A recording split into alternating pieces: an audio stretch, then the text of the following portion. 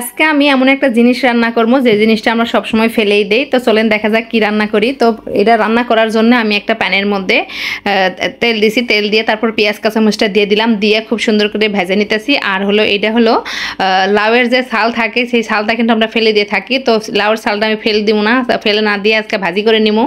আর এই লাউ ছাল ভাজি খাইতে কিন্তু অনেক বেশি মজা লাগে। এই লাউ ছাল ভাজি করার জন্য আমি এটি চিংড়ি মাছ দিয়ে দিনু, আর হচ্ছে পেঁয়াজ কাঁচামরিচের মধ্যে মিচা হলদির গুঁড়া দিয়ে দিছি, দিয়ে লবণ দিয়ে ভালো করে এই মাছ সহ পেঁয়াজ কাঁচামরিচগুলো সুন্দর করে ভাজা নিমু।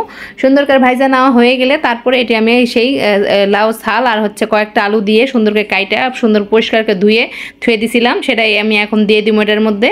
এই তো দেখতেই পাইতাছেন খুব কুচি কুচি করে কেটে নেওয়া লাগবে। আলু আমি 2-3টা দিছি, দিয়ে আলুগুলা ছোট ছোট ছিল সেই জন্য আলু বেশি দেখা যাইতেছে না। তো যাই হোক, আলু না দিলেও কিন্তু চলে, তো আমার কাছে একটু আলু দিলে বেশি ভালো লাগে, তাই আমি 2টা আলু দিয়ে দিছি, তো সমস্যা নাই কো। তো এইটা দেওয়ার পরে ঢাইলা দেওয়ার পরে আমি খালি এটা ভাজে লিমোরাত, কোনো পানি টানি কিছুই দেওয়া লাগবে না কো। চুলার আঁচটা মিচানা কম দিয়ে থিয়ে তারপরে সুন্দর করে একটু সময় নিয়ে তারপরে ভাজা লাগবে। আর এটা হচ্ছে ভাবে সিদ্ধ হয়ে যাবে। এটি আলাদা করে পানি দিলে কিন্তু কেতকেতা হয়ে যাবে, খাইতে মিচানা ভালো লাগবে না। আর এই লাউয়ের ছালটা ভাজি করে রুটি দিয়ে খেতে, ভাত দিয়ে খেতে অনেক বেশি মজা লাগে। অনেকক্ষণ পর আবার চলে আনো লাড়াচাড়া করে দিবা।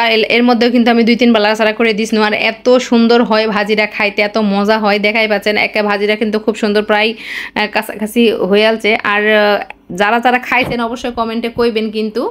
আর আমার ভিডিওত কেউ কমেন্ট করেন না, ভিউ হয় যাই হোক, বড় ভিডিওত ভালোই মোটামুটি ভিউ হয়, কিন্তু কেউ কমেন্ট করে না। কমেন্ট করলে আমার কাছে অনেক বেশি ভালো লাগে।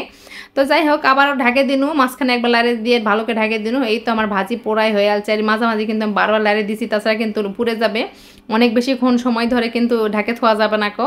তো এই তো দেখাই পাচ্ছেন একটা লাল লাল হয়ে আসছে ভাজি, আর কিছুক্ষণ ভাজি করে নিলে আমার ভাজিটা হয়ে যাবে। আর ভাজিটা দিয়ে গরম গরম ভাত একে যে কি যে স্বাদ লাগে। আর চিংড়ি মাছের যে একটা ছোট ছোট চিংড়ি মাছের যে একটা গন্ধ বাসনা, যে স্বাদ, এত মজা লাগে। আমার কাছে তো অনেক বেশি ভালো লাগে, ইনশাল্লাহ তোমাকে কাছে অনেক বেশি ভালো লাগবে। তো দেখেন আমার ভাজিটা কত সুন্দর হয়েছে, কত লোভনীয় হয়েছে। আর সবার কাছে একটা অনুরোধ, আমার ভিডিও যদি তোমাকে কাছে ভালো লাগে তাহলে অবশ্যই বন্ধুদের সাথে শেয়ার করতে ভুলবেন না। আর হচ্ছে আমার ভাজি কিন্তু হয়ে গেছে, একদম সুন্দর একটা লাল লাল কালার হয়ে আসছে, আর খাইতেও কিন্তু অনেক বেশি সাদা ছিল। তো এই তো একটা বাটিতে আমি বাইরে নিয়েছি, আর দেখেন কতটা সুন্দর হয়েছে। তো আমার ভিডিওটা ভালো লাগলে অবশ্যই কমেন্ট করে জানাবেন। তো সবাই ভালো থাকবেন, সুস্থ থাকবেন। আজ এই পর্যন্তই, নতুন কোনো রান্না বাড়া নিয়ে চলে আসবো। আল্লাহ হাফেজ।